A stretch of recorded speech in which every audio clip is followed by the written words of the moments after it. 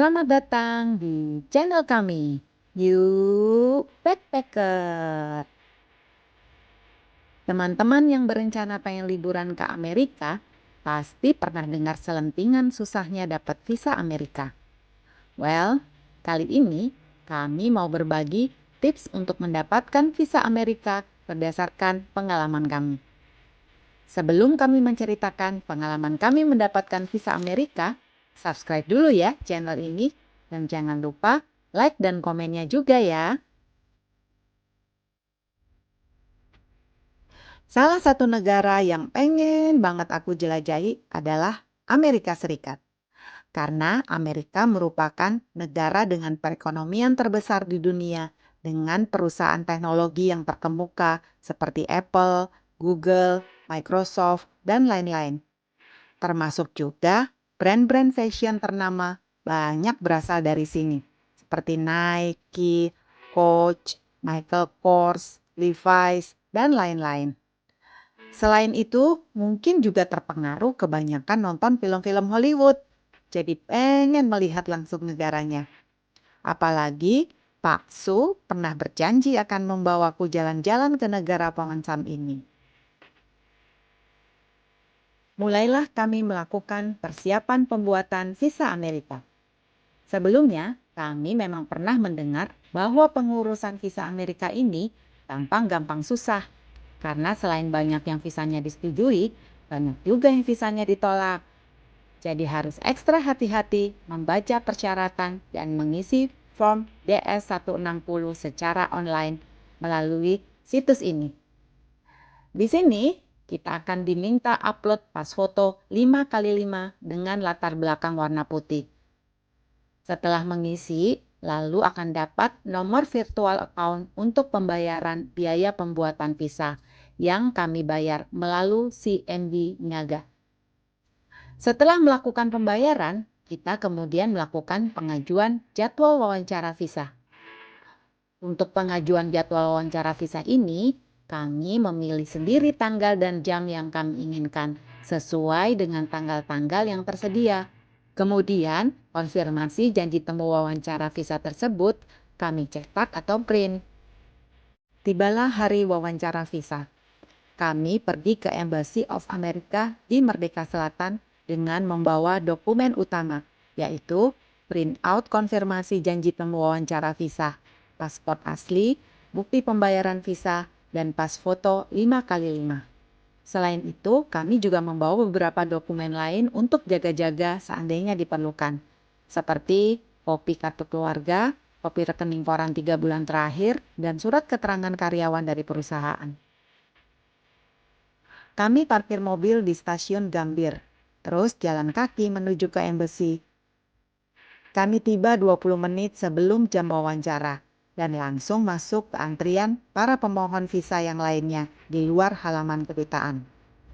Di sepanjang halaman luar gedung kedutaan ini, banyak sekali tulisan-tulisan larangan mengambil foto dan video. Jadi, untuk gambar dan video di konten ini, kebanyakan hanya ilustrasi ya. Pertama kali, kami ketemu security.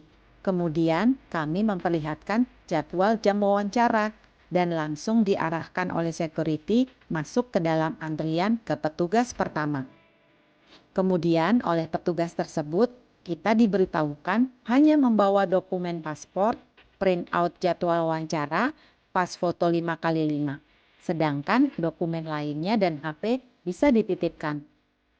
Dokumen tersebut diperlihatkan ke petugas dan lanjut ke antrian berikutnya menuju petugas X-ray dan penitipan barang. Di sini, HP dan barang-barang dititipkan dan kita melewati mesin X-ray. Setelah itu, barulah kita masuk ke gedung embassy. Begitu masuk gedung, kita langsung diarahkan petugas untuk masuk ke jalur antrian. Antrian loket pertama, pengecekan dokumen. Antrian loket kedua, pengambilan sidik jari.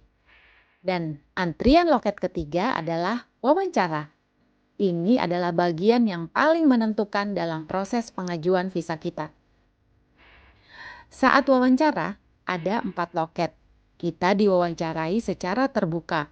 Jadi semua orang bisa lihat dan dengar. Kalau lolos wawancara, dapat kertas putih. Kalau nggak lolos wawancara, dapat kertas pink. Ini yang bikin deg-degan. Karena beberapa antrian di depan kami, banyak juga yang dapat kertas pink alias ditolak. Sebelum wawancara, kita ditanya oleh petugas yang mengatur antrian. Mau wawancara pakai bahasa Indonesia atau pakai bahasa Inggris? Kami memilih pakai bahasa Inggris. Karena menurut Pak Su, baikan petugas yang pakai bahasa Inggris. Rupanya dari tadi dia memperhatikan sumber keluarnya kertas-kertas pink banyak dari loket bahasa Indonesia. Hahaha, ini cuma asumsi ya. Jangan dijadikan patokan. Begini kira-kira isi wawancaranya.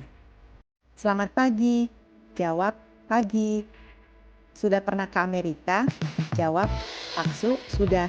Saya belum pernah. Apa tujuan ke Amerika? Jawab, liburan. Punya kerabat atau kenalan di Amerika?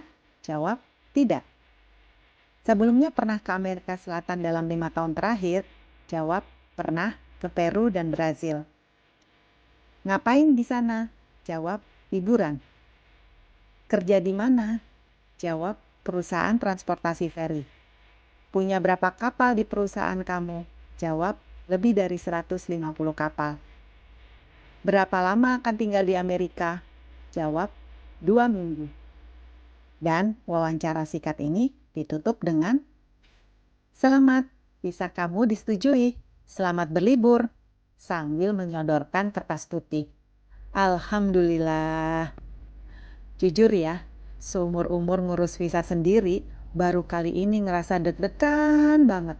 Karena kita diperlihatkan secara langsung orang-orang yang tidak lolos wawancara. Dan lumayan banyak ya. Kalau kata anak-anak zaman now, jadi kena mental duluan. Berdasarkan pengalaman kami di atas, menurut kami, inilah tips mendapatkan visa Amerika. 1. Pastikan jenis visa yang dipilih sudah sesuai. Misalnya, visa wisata B1 atau B2, visa pelajar F1, visa kerja H1B. 2. Pastikan semua informasi yang diisi di formulir online DS-160 jujur, update, akurat, dan lengkap. 3. Jangan lupa membayar biaya aplikasi visa sesuai prosedur dan waktu yang ditentukan dan simpan bukti pembayarannya. 4. Saat membuat jadwal wawancara, pilih tanggal dan waktu yang tersedia sesuai kesiapan kita. 5.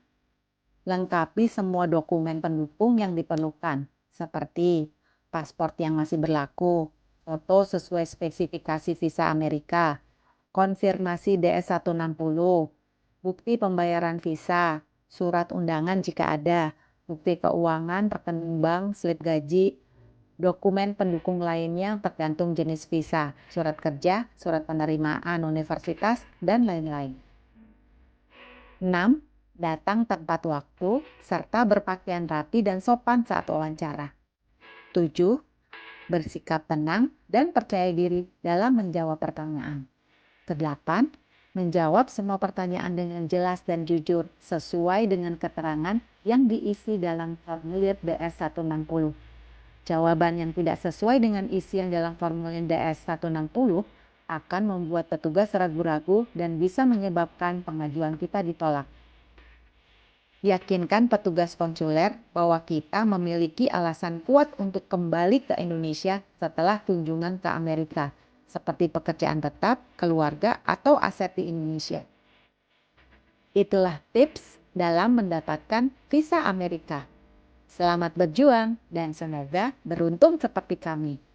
Untuk yang belum subscribe, jangan lupa subscribe dulu ya.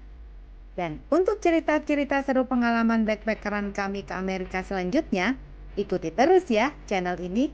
Salam sehat dan happy selalu.